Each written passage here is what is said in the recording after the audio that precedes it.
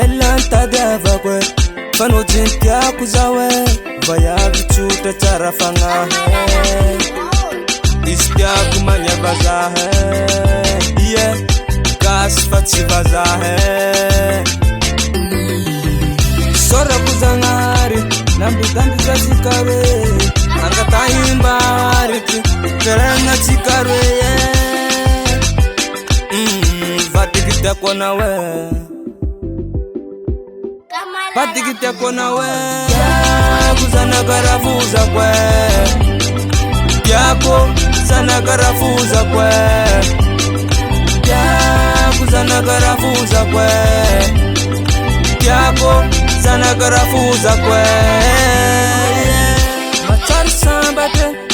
za kufankila na tekwe voktamtambe ampsafsafwe Kwera trang farajabi umilaminye Potini makarakara ize Sora kuzangari nambi za zikare Anga tahimbari Veranga zikare Vatikite kona we Vatikite kona we Kuzana karafuza kwe Yako sana karafuza kwe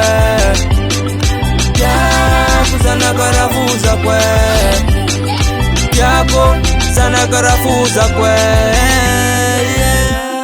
kuzana karafuza kwe yako sana karafuza kwe kuzana karafuza kwe yako sana karafuza kwe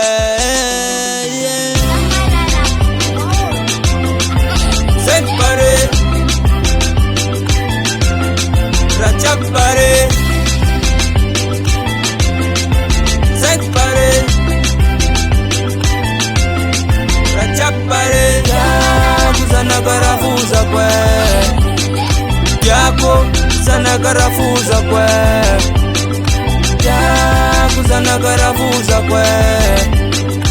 yako sana karafuza kwe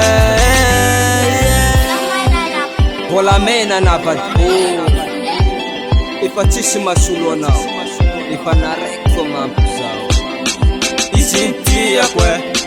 Saticheria kwe Ijintia kwe Satisafidi kwe Mada Freestyle Records.